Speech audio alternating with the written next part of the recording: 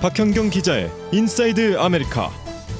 네, 지난주 연방통신위원회 FCC가 각 통신사들이 로보콜을 자동 차단할 수 있도록 허용했습니다.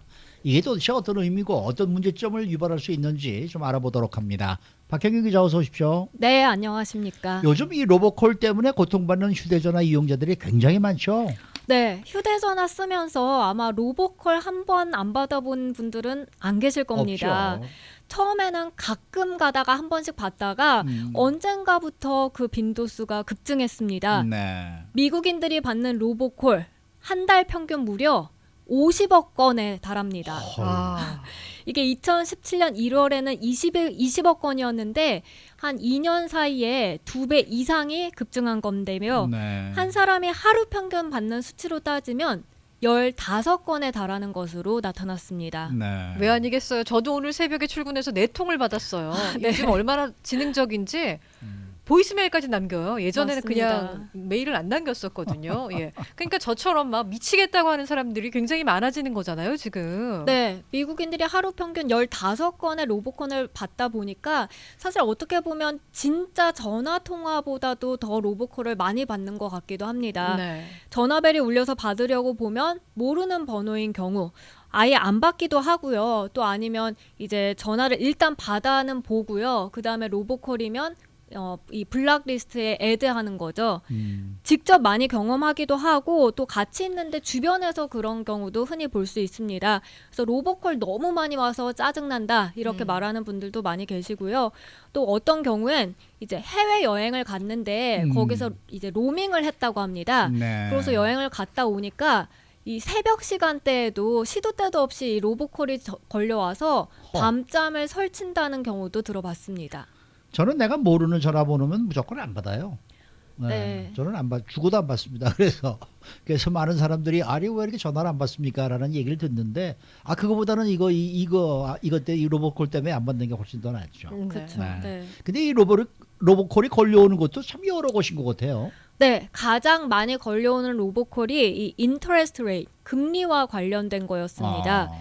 1억 7,510만 건에 달했고요. 그 다음은 학자금 대출이었는데요. 8,760만 건.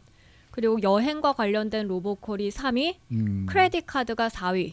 그 다음이 세금, IRS에서 걸려온 게 5위였습니다. 네. 이 밖에도 홈 시큐리티, 검색 리스팅, 비즈니스 론, 그리고 값싼 이자로 돈 빌려준다는 이지머니, 그 다음에 워런티 관련 순으로 이제 로보콜이 많이 걸려왔습니다.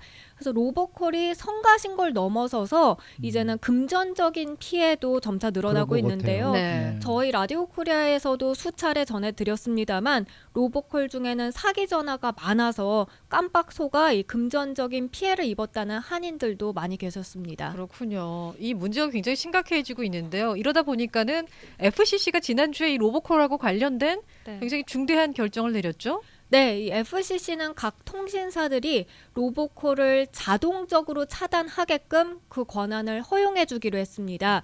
FCC가 지난 6일 표결을 통해서 만장일치로 이같이 결정한 건데요. 통신사들, 그러니까 버라이즌, AT&T, T모빌, 스프린트들은 모든 고객들의 로보콜을 디폴트로 차단할 수 있습니다.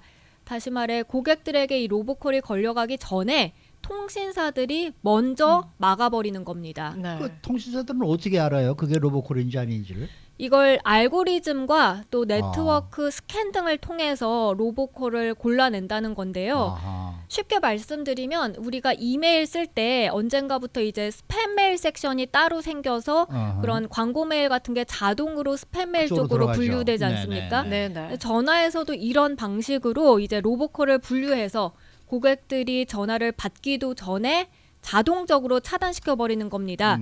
다만 통신사들은 이를 시행하기에 앞서서 고객들에게 이에 대한 통보를 미리 하기만 하면 됩니다. 그러니까 고객들이 알지도 못하는 사이에 로보콜이 갑자기 차단되진 않고요. 네. 통보를 받은 뒤에 각 통신사들의 로보콜 차단이 이루어지게 되는 겁니다. 그런데 그동안에도 이제 통신사들이 로보콜을 차단하는 게 없었던 건 아니었잖아요. 네, 통신사들은 대부분 이제 고객들을 대상으로 이 로보콜 차단 프로그램을 선보였습니다. 그런데 지금까지는 고객들이 원하는 경우에 이 프로그램을 찾아서 스스로 옵트인, 하길 원한다 선택해서 등록해야 했고요. 네. 등록한 고객들에 한해서만 이 로보콜 차단이 자동적으로 이루어졌습니다. 근데 사실 이 프로그램을 잘 알지 못하는 고객들이 상당수에 달했고요. 그러다 보니까 프로그램에 직접 등록해 쓰는 고객들은 그렇게 많지는 않았습니다. 이런 상황에서 FCC 결정은 모든 고객들이 굳이 로보콜 차단을 원한다며 이 프로그램에 등록하지 않아도 자동적으로 이 프로그램에 등록된다고 보면 되겠고요. 네. 만약에 이를 원치 않는다면 반대로 프로그램에 이제 들어가서 옵트아웃, 이 빠져나온다는 걸 선택해야 하는 겁니다. 네. 근데 뭐 이 휴대전화 유행하는 사람들이 누구나 로보콜을 원하지 않는 건 사실 아닙니까? 네. 그런데 그걸 또 굳이 안 하겠다고 옵트아웃을 선택하는 이용자들이 있을까요? 물론 누구나 이 성가신 로보콜을 원진 않을 겁니다. 음. 근데 이번 FCC 결정에 두 가지 문제가 있는데요. 첫째는 이 로보콜 차단이 얼마나 정확하게 이루어질까 하는 점입니다. 아하. 예를 들어서 앞서 이제 이메일을 비유해서 설명해 드렸는데요. 음. 이메일 정크메일 차단이 알고리즘을 통해서 자동적으로 분류되는데 대부분은 뭐 맞게 분류가 됩니다. 하지만 이런 경험 있지 않나요? 스팸 메일이 아닌데 네. 그런데도 불구하고 스팸 메일 그러고 섹션으로 있어요. 들어간 맞아요, 경우. 맞아요. 못 받았다 그래서 네. 얘기하면은 그럼 스팸 메일 한번 확인해 보실래요? 이렇게 그쵸. 얘기하시는 맞아요, 분들도 맞아요. 계세요. 네. 맞습니다. 그런데 이 로보콜도 마찬가지입니다. 특히 FCC 결정으로 이제는 통신사들이 좀 더 강력하게 이 로보콜을 차단할 텐데요. 이게 알고리즘을 통해서 분류하는 것이다 보니까 대체로는 뭐 맞겠습니다만 로보콜이 아닌데 로보콜로 잘못 분류돼서 전화를 받지 못할 가능성까지 생각하셔야겠습니다. 그런 게 있을 수 네. 있겠죠. 그러니까 네. 기다리고 있는 중요한 전화가 있을 수가 있는데 그런 전화를 놓치게 되는 경우도 생기겠어요. 네, FCC 발표 이후에 가장 우려되는 점이 그 부분인데요. 만약에 의사한테 걸려온 전화가 로보콜로 분류돼 버렸다. 이런 것들을 주요 언론들은 지적하고 있습니다. 네. 근데 이게 충분히 가능성이 있는 게요. 저도 얼마 전에 병원에 갔다 와서 1800 전화를 받았습니다. 네. 일부러 안 받았더니 이 보이스메일을 기계가 남겼더라고요. 네. 콜백하라. 그래서 보통은 사실 보이스메일 기계로 남긴 건 쓸데없는 거여서 그냥 지나치는데 네. 이번에 전화를 해봤더니 병원 빌링을 담당하는 곳이었습니다. 아하. 병원 빌링에서는 이 기계적으로 다 로보콜을 건다고 하더라고요. 네. 그래서 만약에 안 했으면 이 빌링이 제대로 처리되지 못할 뻔한 그런 경험을 했습니다.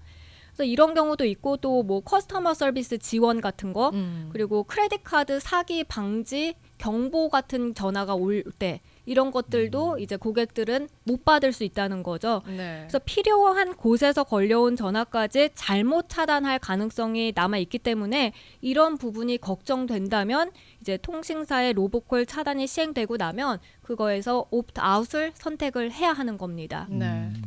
그러니까 앞서 이제 FCC 결정에 의한 문제가 두 가지라고 말씀을 하셨는데 네. 하나는 지금 이렇게 로보콜이 잘못 분류되는 거죠. 네네. 그러면 또 다른 하나는 뭡니까?